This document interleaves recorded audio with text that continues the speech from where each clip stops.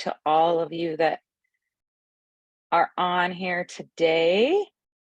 So always we start with, do you guys have any questions on any of the case studies that you've been working on or any current transactions that I can go over? You may be passed off a case study, but you're wondering, well, why did we have to do this certain thing this certain way? So if anybody has any questions, go ahead.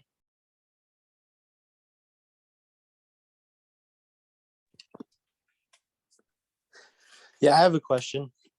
Go ahead, Taryn. So on one of the case studies, you'd mentioned that with the BBA and the ERS, one of them wasn't needed.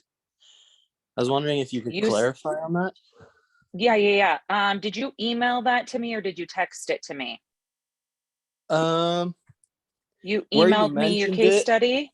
I probably told you in the text, but let me pull up. It was case study 2. Let me just pull it up here.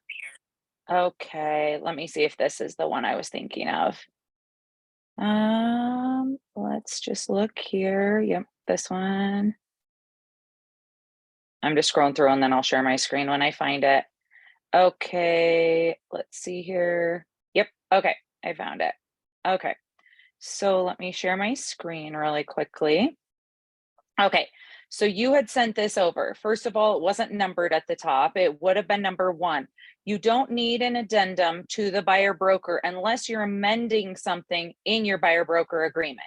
So what I think you were meaning to do, so this is just me assuming, I'm going to scroll, is this is the addendum for the BBA or the ERS. And this is just a disclosure of affiliated business and vendors. So this is included with all buyer broker agreements and all exclusive right to sell agreements. When you, let me go back up to Taryn's, let's see here. That's his rep seeing everything. Let's see here. Oh, where is your buyer broker? I don't see the buyer broker in here, actually, now that I look through this. So what you should have included was, let me just go here. So when you do a deal, you always include, if it's for a buyer, the buyer broker. And when it's for a listing, it's the exclusive right to sell. So I'm going to go onto the MLS here and I'm going to go to the legacy forms. And I'll type in the word buyer. Right here, it says exclusive buyer broker agreement designated agency. If I click on this, this is your agreement between you and your client. So this is what should have been included. And then you always mark in section 10 that there are attachments because we always include this addendum to the BBA or ERS, affiliated business and vendors. So this is always included with your buyer broker or your exclusive right to sell. So that's why you mark on here that there are attachments, okay? Because you're always going to attach this document right here when you send that buyer broker or that exclusive right to sell. So your case study was missing this buyer broker. You used the addendum instead of using the agreement, which is a very common thing for new agents to do. So you have to send this full agreement for your clients to sign. Then let's say up here in this section where we say we're going to get a 3% commission, we always tell our clients, we will never make you pay the difference. We're only going to take what is offered on the listing on the MLS.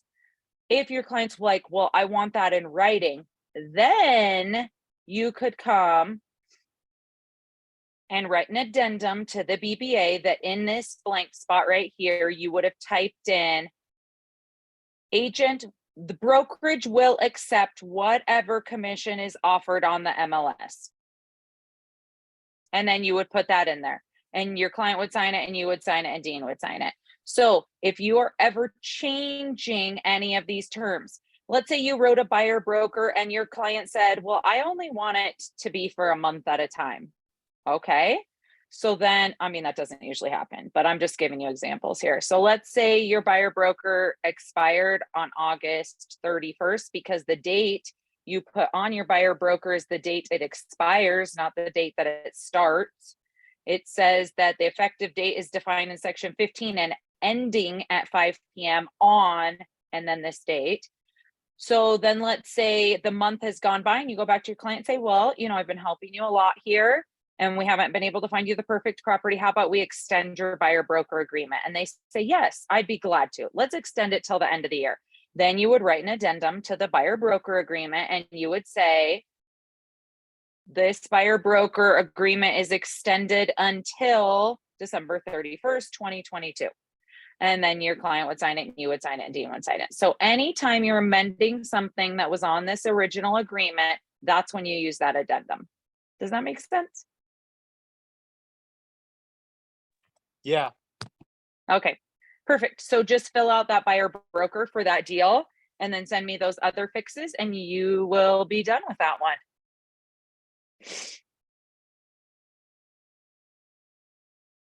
All right, any other questions on case studies? Maybe some of you, I'm not sure that Leilani or Aaron have done any of their case studies. Does anybody have questions about your case studies or where you can find those?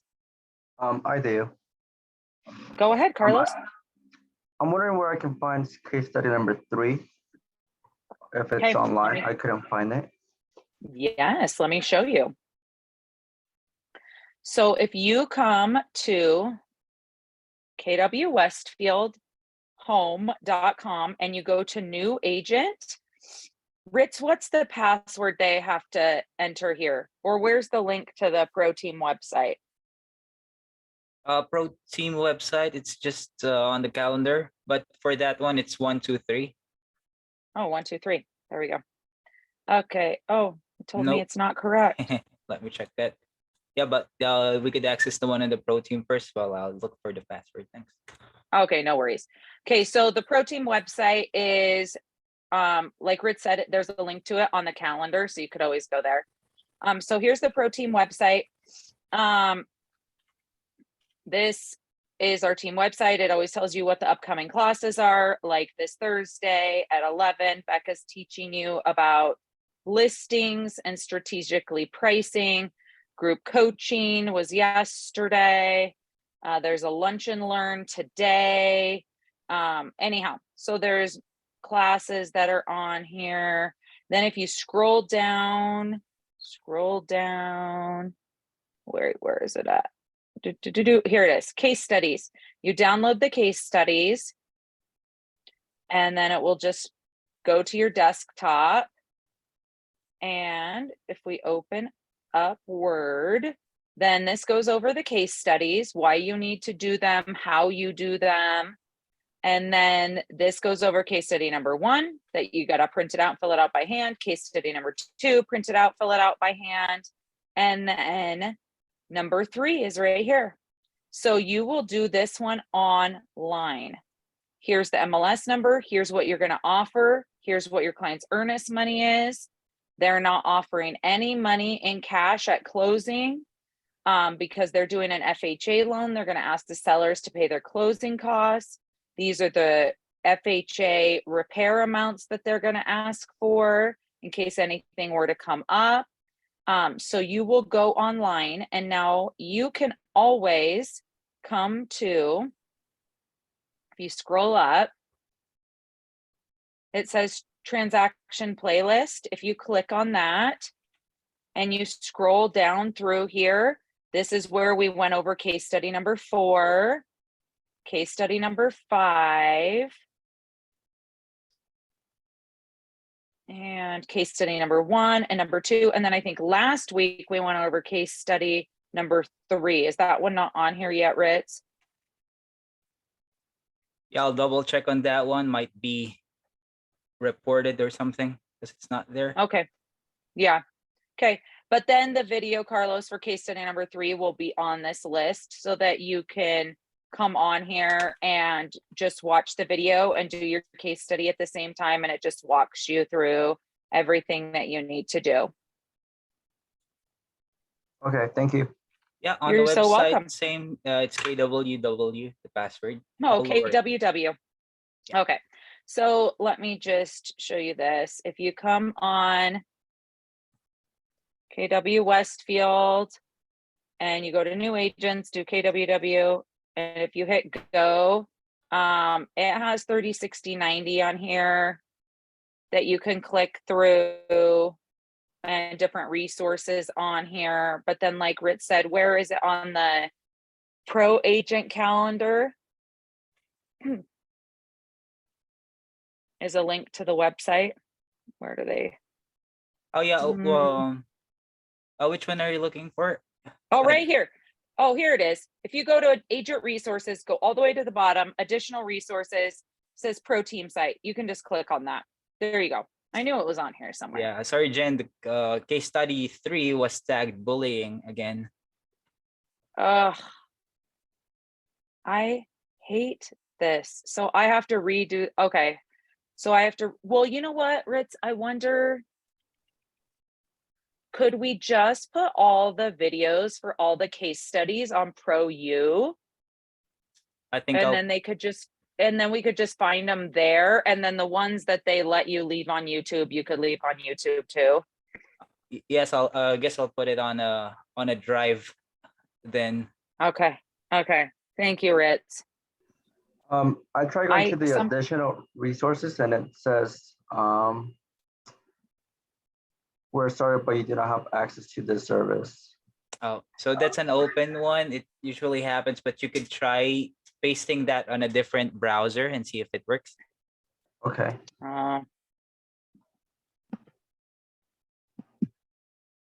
Or I will just put the team website.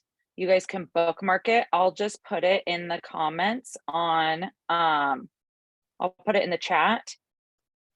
So just go to this page and bookmark it on your browser so that you can always access that, because that has a lot of resources for you guys. Okay, any other questions about case studies or case studies you've worked on or current deals? I wouldn't mind talking a little bit about case study 4, but I don't want to give any spoilers as to like, oh, here's what the counter offer was. You're fine. You're Okay. fine. What questions do you have, David? Just some thoughts on it. So like one of it was the counter offer was saying, hey, we want some earnest money to go hard after Yes. that you submit your offer or whatever. And for me, my thought process on that was one of my primary considerations would be, well, what does my buyer want? If they want their offer to be competitive in the market status that it was like 3 months ago, like they may want some of that money Yes. to go hard to have a stronger offer. But then like, obviously it's not to my client's best interest for it to go hard if like they're going to be the only offer and it might not be the smart choice. So it really just depends on each situation, whether or not that would be Yep. a good decision for the client. And also based on the Yes. earnest money amount, it was only like 1%, or it was less, it was like $1,000 Yeah, it's for $1 $9,000. million. Yeah. Oh, was it Yeah. 9,000 for the earnest money? Yeah, 9,000 on a $950,000 house. So this is what I would recommend, is that I would go, I mean, obviously this is a pretend situation. So I would obviously recommend that you go back to the listing agent and you say, I can understand you want some skin in the game. I have to protect my client. You have to protect yours. How about we say that 24 hours after my client receives all applicable seller disclosure items, that half of their earnest money will be non-refundable. That's the only way I personally really feel comfortable about a significant amount of earnest money going hard, because at that point, your client would have seen the seller disclosures, they would have seen their preliminary title report, and they would have seen any HOA docs, and they would have seen all of that stuff. And so they would have the opportunity to at least do a minuscule amount of due diligence. And so it just because somebody says they want something doesn't mean you can't keep negotiating that piece with them. Yeah. So you just keep that conversation going and you say, I can understand you want some skin in the game right now. Honestly, in the market, I would say, oh, 24 hours after we receive all applicable seller disclosure items, $1,000 of our earnest money would go hard, or maybe 2,000 on $1 million house. But right now, things just aren't selling as quickly, and so the buyer's going to have the upper hand in that negotiating situation. Now, if there's multiple offers and it's the only thing that's going to get your client's offer received, you're just going to have that conversation with them. Are you willing to risk $9,000 not knowing what we're going to find at an inspection? Now, you can always write terms in as well. If the seller defaults on the contract, the buyer gets all of their earnest money back, or this amount of earnest money will be non-refundable at this point, this amount at this point, this amount at this point. So you can kind of stagger it. So there's lots of different options, and a lot of different negotiating pieces that you can do besides just saying, yes, okay, we'll do it because we want to get this house. And so it doesn't have to be that all of it goes hard all of the way, and you can still protect your client in different ways through different negotiating pieces. And that's what Riley and I are here to help you guys do, is to make sure that your clients are protected. I have to be careful not to say any buzzwords that is going to get my YouTube video tagged as bullying. So I'm just being careful here not to say anything, but you don't want your client to get raked over the coals. And so to protect them, you have different things that you can write into that. So anyhow, hold on just 1 second.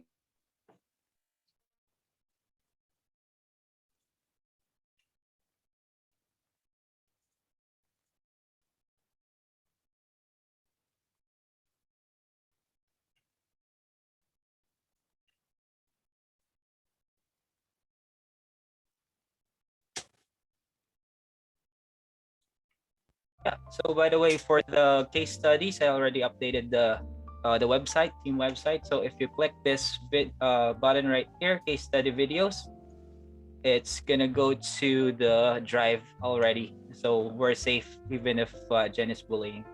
Thanks.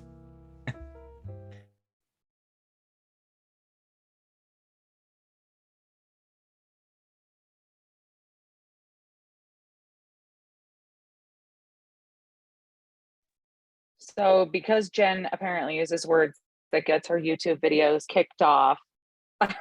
Sorry guys, my doctor's office was calling. So there's the videos in the drive. Thank you, Ritz, for doing that. Okay, guys, any other questions on things you've heard in classes or that you've been seeing on the Pro U videos, or something that you just really want me to go over in more detail? Are you pretty familiar with like seller financing to get like reduced interest rates for potential buyers? Well, I've done 2 of them. Dean is awesome to help you. I would not, and let me show you guys. So share screen. So the quick answer is no. I would not feel comfortable saying that I am a professional at them. Have I done them? Are there things that I could see and pick out as good or bad? Yes. Do they happen very often? No, not at all. But can they happen? Yeah, sometimes.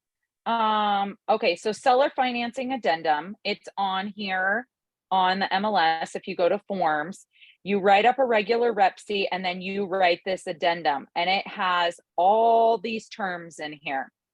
Now, Dean, you would just set up a time with Dean and go in and meet with him, and he would tell you good and fair and comfortable terms for all of this. Because you have to realize that essentially what we're building into this is terms of a loan. So we're taking a lender out, and so this is how I like to think about it. I hate it when people try to do a real estate deal on their own without an agent, because 9 times out of 10, I see when friends will come to me and be like, this happened to me. And I'm like, yeah, that's because you didn't use an agent who knows your legal rights. Well, I don't like to step in and pretend that I know as much as a lender, or what rates should be, terms should be, when payments should be due, and all of that kind of stuff. And so, yeah, I'm going to go to somebody that has more experience than me, a professional, and get their opinions. I would even call up a lender that I have a good relationship with and be like, okay, what does this all mean? And, you know, what should the interest payment be? And what should there be an arm in here? Or should there be a balloon payment at a certain point if this is going to carry on for a long time? And what should the installment dates be? And, you know, I hear about all of these things because I've done a ton of real estate deals, but do I know everything about all these things? Heavens, no. No, I do not. And generally speaking, interest rates are higher on a seller financed deal because the seller is loaning the buyer the money. Generally, you only see seller financing deals when the buyer does not have awesome credit. And it works out to be a great deal for the seller because usually they do a large down payment, the buyer does, at least in the experience I've seen of these deals. The buyer might do like a $20,000 down and they can't get that back. So if they default on the terms laid out by the seller and the buyer that are agreed upon, the seller gets to keep that. The seller gets to keep it all. And they can take them to court and everything like that, or they can walk away from it and say, sweet, I got 20 grand and I got the house back and now I'm just going to sell it again. And so usually there are balloon payments, like let's say it was on a $600,000 house. They might do a $20,000 down payment. Then a year later, they're going to do another $20,000 balloon payment. So terms are very, very, very different when it's seller financing. And from my personal experience, I've never seen it a lower interest rate than a traditional loan. The reason they're done is because the buyer does not have the credit to qualify for a traditional loan. So Okay, that that's makes my sense. experience. Any other questions that you guys might have?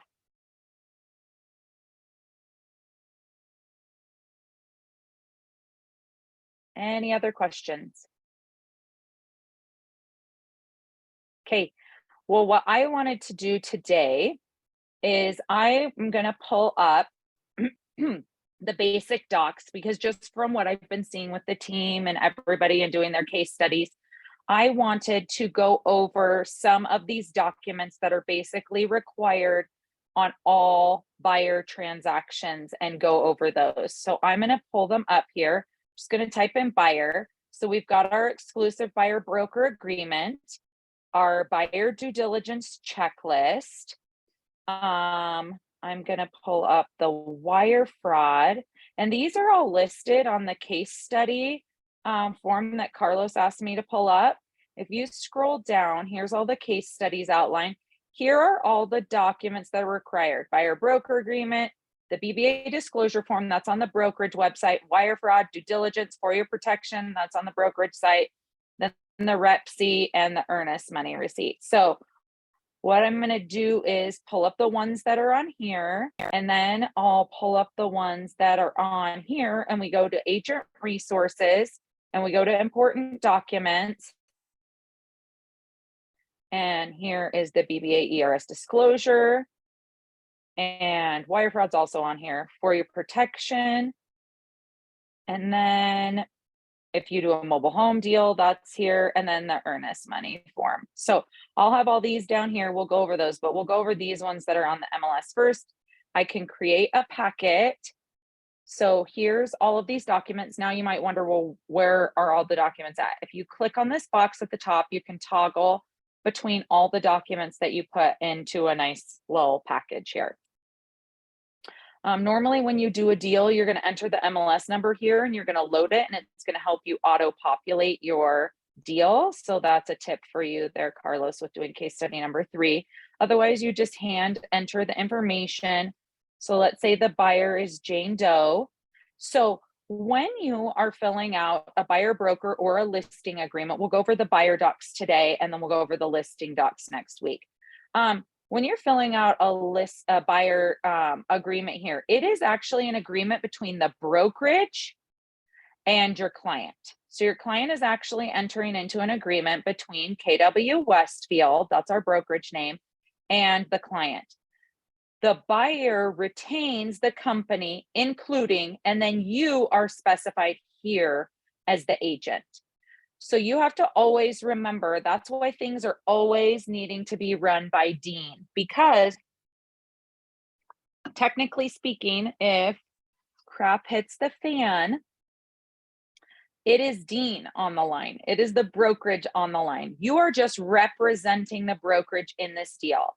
And so the brokerage is putting that trust and faith in you that you're going to do a good job. So including Jennifer Gray, and when you're on your MLS, it will auto-populate your name. Now, as a reminder, so it says you're the authorized agent. The effective date is defined in section 15, and this agreement ends at 5 p.m. Mountain Time on, and then we're going to specify the date. As I have said in many, many videos, I always do the last date of the year so that I can remember when all agreements expire. So then on December 1st, I know that I need to work on getting extensions for any outstanding buyer brokers or listing agreements that I have. All I would do is write up addendums to those to extend the dates. If I'm going to write a buyer broker or a listing agreement in December, I would have it expire the next December. Now, you might have a listing client who's like, well, I don't want to be in an agreement with you for a year. So then in that case, you would negotiate the terms of this. But generally buying agreements, buyers don't care how long they're in agreement with you if you're going to do a good job. And most agents in our brokerage say, if you don't like the service that I'm providing for you, I will let you out of this agreement at any time, because they don't want to work with somebody that doesn't want to work with them. And it goes both ways. If you don't like working with the client and the client isn't living up to their end of the deal, you can get out of the deal at any time. So it's a two-way street. Both parties are going to work their hardest and do their best. Okay. So let's say, because some people have asked me this question lately, let's say this agreement expired December 31st and my client went under contract on December 15th and they're not closing until January. That's okay.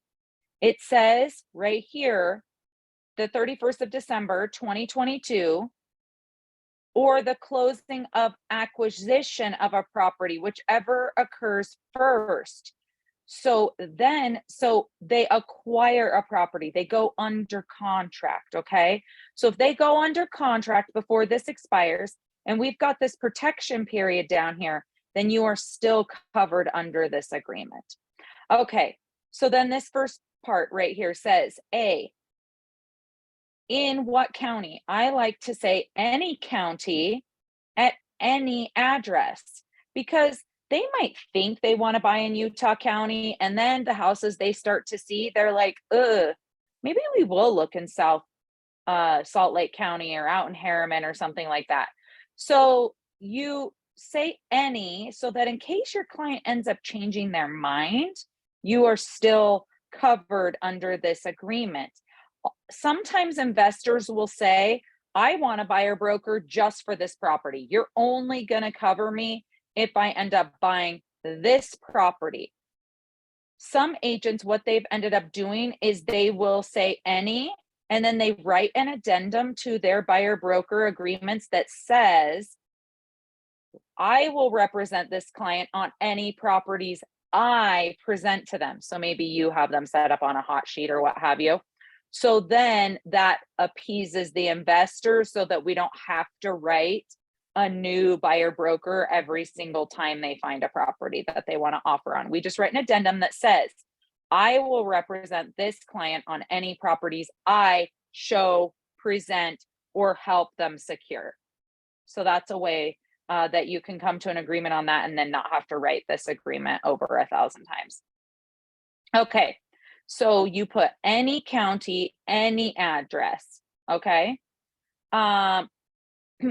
This also says during the initial term of this buyer broker agreement and any extensions thereof, so any addendums, the buyer agrees not to enter into another buyer broker agreement with another real estate agent or brokerage.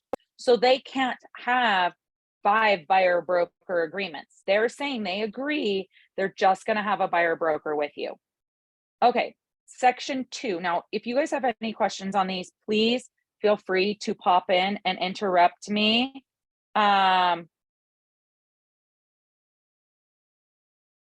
So just pop in with any questions that you have. Okay, so brokerage fees.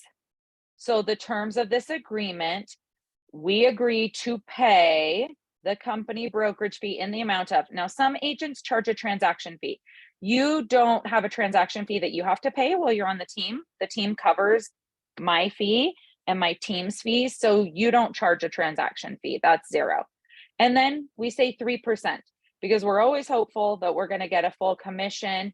And so we put 3% here. Like I said, this is a brokerage fee. This is going to the brokerage, and then the brokerage agrees to pay you. So that's why if you decide to credit the buyer some of your commission, Dean has to sign off on that, because essentially you're giving away the brokerage's money. And on the team, if you lower your commission, that comes out of your split of the commission, not the team split. So like you might help a brother or what have you, and you want to credit them $1,000 of your commission, that's going to come out of your side of things. If the property acquired by the buyer is listed with a brokerage, the buyer agreement commission, the BAC paid to the company by the listing brokerage shall satisfy the buyer's obligation for the brokerage fee shown above, that the BAC is not less than the amount shown above. So some buyers will be like, well, I don't want to be responsible for this. And this is where you can write an addendum to change this. Or if they trust you, you just say, I would never make you pay a difference. I will take whatever's offered. If the BAC is less than the amount shown above, the buyer will pay the difference at closing. I have never in all my years seen an agent make their buyer pay the difference at closing, ever. If the property is not listed with the brokerage, in the absence of a commission agreement with the owner of the selected property, the brokerage fee shall be paid by the buyer. I have seen that. So the buyer goes and looks at it for sale by owner. The owner says, I refuse to pay a real estate agent. Your buyer still wants to be represented by you. So then you negotiate maybe a flat fee that the buyer is going to pay you. Or I have seen that they agree to pay the full 3% because they want to use an agent to represent them. Unless otherwise agreed to in writing by the buyer and the company, the brokerage fee shown above shall be due and payable, and then it's at closing. So you can let your client know you would never make them pay the difference. If that does not sit well with them, then we're more than happy. You just put it in an addendum. I can give you wording for that. And you would say, you know, the buying a brokerage, you have to always say brokerage because the agreement is technically between the company and the buyer. So KW Westfield to take the commission that is offered on the MLS or as provided in a for sale by owner agreement. You could say something like that. So protection period. Generally speaking, I see 3 months of a protection period. So that means 3 months after the termination. So if you cancel it or the buyer cancels it, termination of this agreement or expiration of this agreement, the buyer or any person acting on the buyer's behalf enters into an agreement to purchase, exchange, or obtain an option on or a lease of any property as referenced in section 1 above. Now, if we have said any, what that means is that if you showed your client a property, they cancel the agreement with you, and then they go under contract on it a week later, you are legally still the agent representing them if you have this protection period in place. I've seen it happen one time. But it's just here to protect you and the brokerage. So like it says, anyone on the buyer's behalf, so a trust, or a, what's it called? Like if somebody has a living will or something like that, on which the agent has negotiated on the buyer's behalf during the initial term, the buyer agrees to pay the company commission as referenced above. So that commission that was offered would be given to you.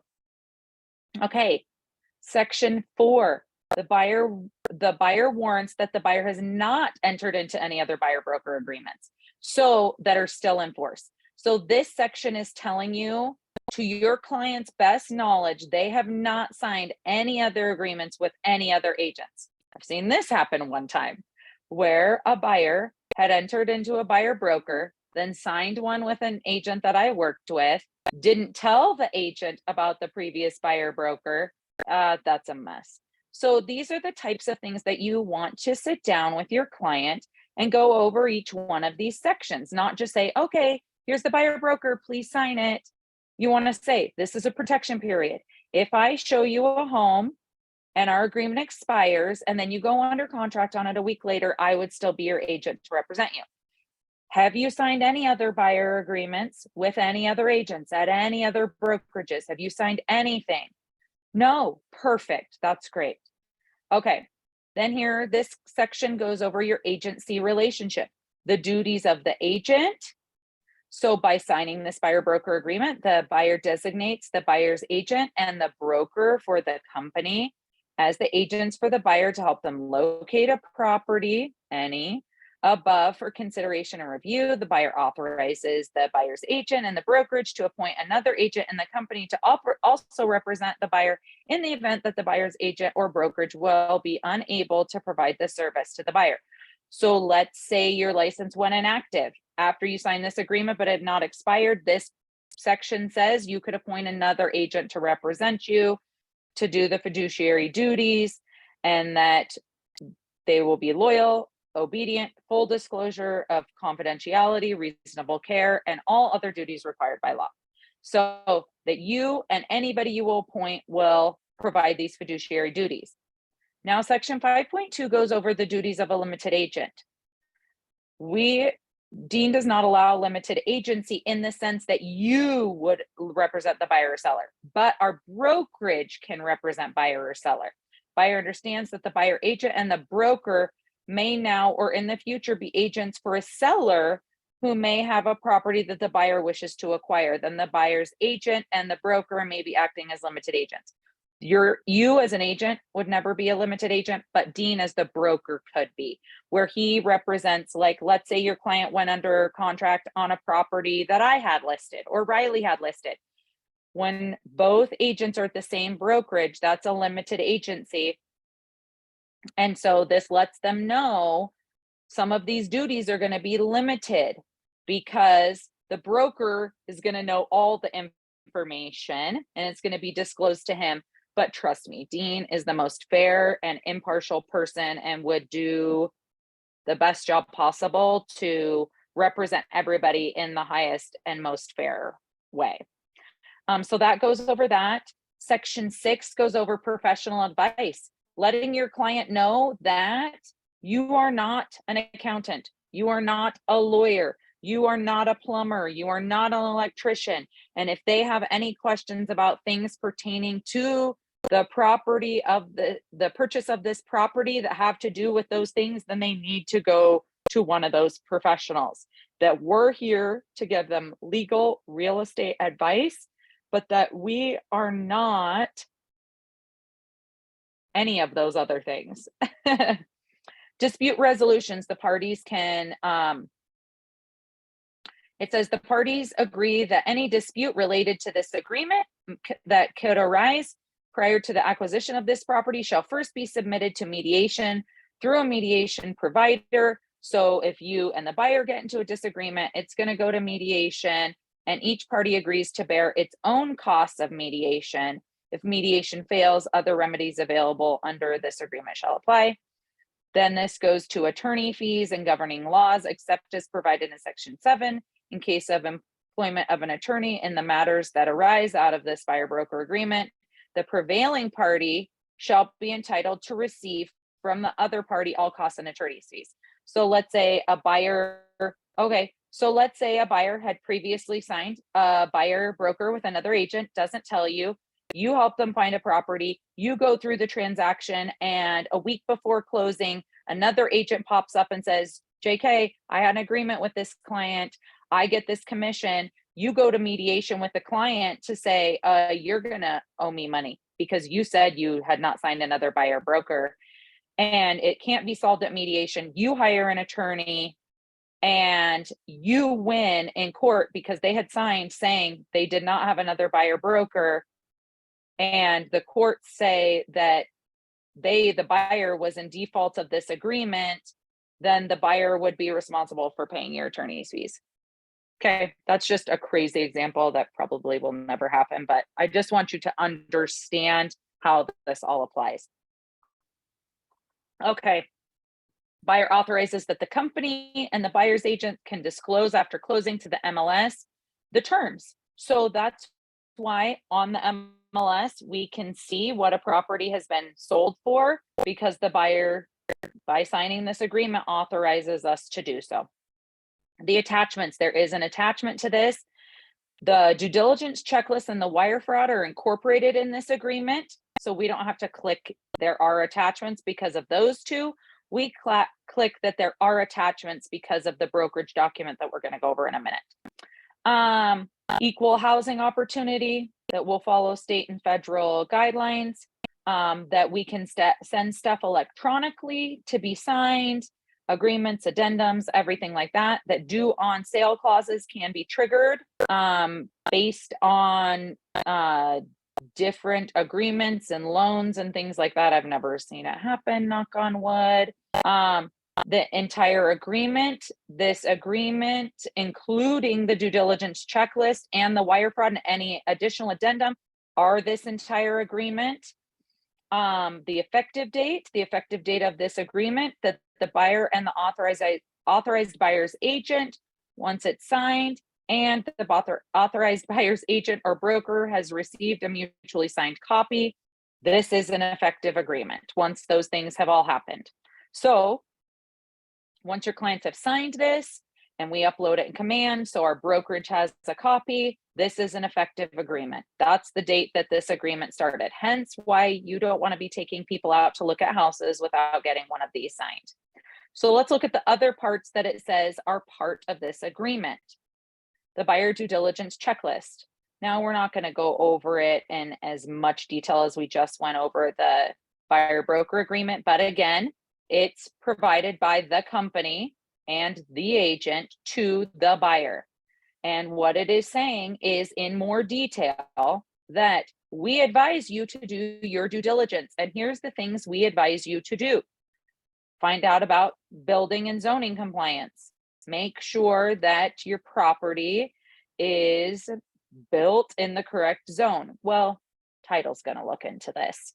But that's something that your client wants to check, especially if the house is in an area that's being converted to commercial or something like that, then you're going to want to check that. Rental of the property. Can it be rented? Hazardous waste and toxic substances. Has anything toxic been dumped? Asbestos, radon, lead paint, contamination of the property. Radon gas. What radon gas is and how to check for it. Surveying and staking, making sure that the parcel map looks like the boundaries of the property. Again, that's provided by title. Home warranty plans, if there are any. If you need flood insurance for the property. Homeowners insurance, that you're going to need to get it, what the cost of that is. Title insurance, title issues, sorry, and homeowners association things that could be applicable to the property, that they're going to want to look into those. The physical condition, i.e. an inspection. Square footage and acreage, that if you think that the square footage provided by the MLS is off, then they can pay like $100, have a company like Home Depot come in and measure it. Utility services, what's offered, what's hooked up, what's there. Water rights, wells, systems, all of that kind of stuff. Geological conditions, mold, housing compliance, property taxes, to verify if the property is located within a PID, income tax and legal consequences to the property, foreign investment, real estate property, and energy efficiency. Somebody could say that their home is energy efficient. Very few really are, if you go by what the government standards are. And so it leads your clients to places where they can find out, like, the codes, the Utah State Code for this, where you can find out the rules about energy efficiency, things about mold from the EPA. So it leads your clients to places where they can receive the correct information about all of these things and all the due diligence they need to do in purchasing a property. Then the wire fraud. This is us warning them that wire fraud happens. I've seen a handful of times where where clients have gotten fake emails from fake, and they are good. They are good, you guys. Looking like they are from the title company saying, here, wire your money here. Your clients will be handed wiring instructions at closing. Okay. Unless your clients are signing remote with a mobile notary, at which point the mobile notary would give your clients the wiring instructions. Never trust wiring instructions sent via email. Go over that clearly with your clients. Always, if you get something from title, give them a call. Is this really from you? Yes, it is. Never trust wire instructions sent via email. Always. Never send your personal information unless it's sent through a secure link that's encrypted. Never click on unfamiliar attachments. I always recommend to clients, let me just go to an email in my inbox really quick. I think this is actually from title right here, Becky Davis. I always recommend your clients click on the details and look at this. Says Becky at inwesttitle.com. When it is a phishing or scam email, it might say Becky Davis up here, and it will have the InWest, and it will have all of this stuff on here. And then you click this drop down and look at the actual email that it comes from, and it's a different email address, but it still says that it's from Becky Davis. So you have to warn your clients to be very, very careful in checking emails that it is actually from the title company or the lender. This gives them warnings down here or sites they can go to that give them additional information. So these are all part of that buyer broker agreement. In addition to that, our brokerage requires this buyer broker agreement, or ERS listing agreement, designated agency disclosure of affiliated business and vendor referrals. So what this is letting them know is that some agents in the office hold ownership interest in Real Advantage title. Because of this relationship, this referral may provide KWW or its brokers or agents financial benefit. So it's letting them know that some agents in the office have ownership rights in Real Advantage. I don't. So, but my clients still sign this. Just know some agents own ownership rights in Real Advantage. And so they could be getting, dividends paid to them. You are not required to use Real Advantage. You can use whoever you want. This is just letting the clients know they can use whoever they want. And when comparing rates, ask about veterans, senior discounts, things like that from a licensed title professional. They can initial here. Client also understands and acknowledges KWW brokers and agents are trained only in marketing and sales of real estate, that we're not trained to inspect, appraise, or provide any other types of services outside of the scope of our real estate license. However, as a full service professional, we can tell them good companies to trust. And we might tell them, this is a great inspector. This is a great home warranty company. But they can use whoever they want. They don't have to use who we recommend to them. So they sign this saying, I know these things and I can use who I want to use. And 9 times out of 10, they end up using who we recommend because they just don't know. And we do really have some great references and points of great referral for our clients to use. And so they can use those companies, inspectors, photographers, stagers, landscapers, all of that kind of stuff. Okay, next document is the 4-year protection.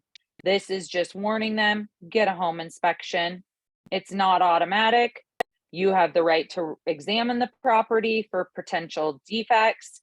Please inspect the home. Please don't ever waive your due diligence. That makes me want to vomit when I see people waiving their due diligence, because you just never know what's going on with a home. You might say you won't ask for repairs, but still do an inspection. Please still let your clients know what they're getting into. An appraisal is not a home inspection. FHA and lenders may not guarantee the condition. That's the thing. Yes, you get an inspection with an FHA VA, but guess what? They don't guarantee it. They don't. Whereas if you go with an inspector, they have insurance. If they miss a defect in the home, they are covered by insurance, okay? Your home inspector may test for radon and energy efficiency and things like that, but chances are you're gonna have to pay a little extra for that. It's not automatic. Hire a trained professional. And so we have all of our clients sign this document saying, okay, we've been told to get a home inspection and we know these rights. The next required document is an earnest money receipt.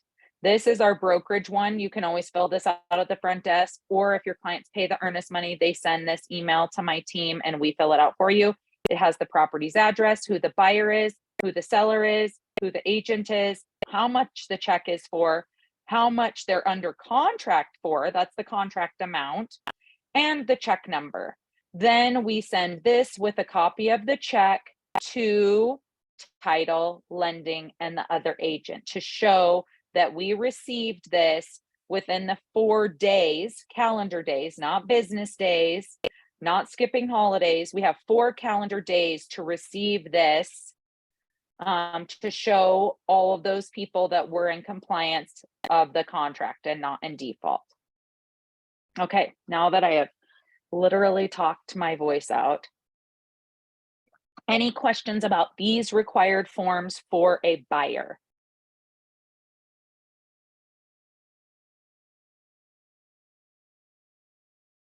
Any questions?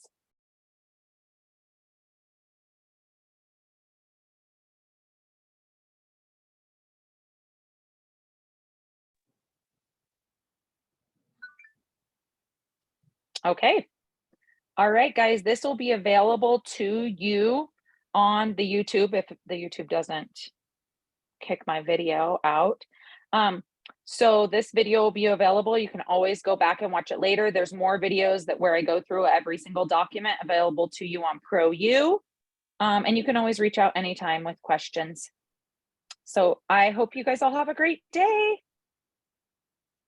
Take care, guys.